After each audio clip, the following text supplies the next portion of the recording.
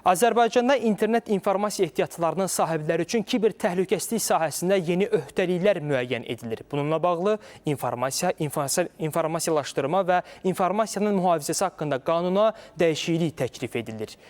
Layihə Milli Məclisin İnsan Hüquqları Komitəsinin iclasında müzakirəyə çıxarılıb. Layihənin qəbulu informasiya təhlükəsizliyi və kiber təhlükəsizlik sisteminin təkmilləşdirilməsinə, kiber təhdidlərə qarşı mübarizənin effektivliyinin artırılmasına xidmət eləyəcək.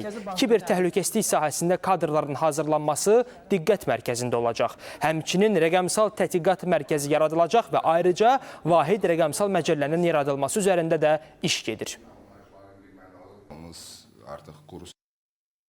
Rəqəmsal məcəllə təkcə informasiya sahəsində fəaliyyəti yox, ümumiyyətlə elektronlaşma, rəqəmsallaşma, bu sahədə süni intellekt və kiber təhlükəsizlik məsələlərini özündə ehtiva edən bir sənəd olacaqdır.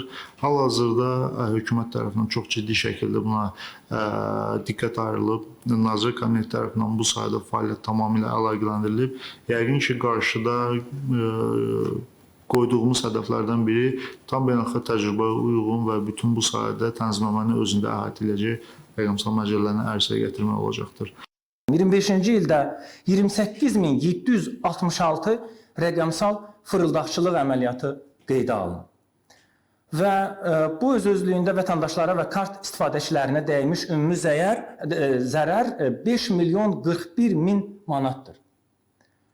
Ölkədaxili xidmət şəbəkələrinə 7.184 belə əməliyyat nəticəsində 3.743.000 manat, ölkə xarici xidmət şəbəkəsində isə 21.582 belə əməliyyat nəticəsində 1.297.000 manat zərər yaranıb. Mərkəzi Bankın təhlilləri göstərir ki, cinayət aktları istifadəçilərin kart, hesab, təsdiqləmə kodu və digər həssas məlumatlarını kiber dələduzlara təqdim etməsi ilə baş veribdir.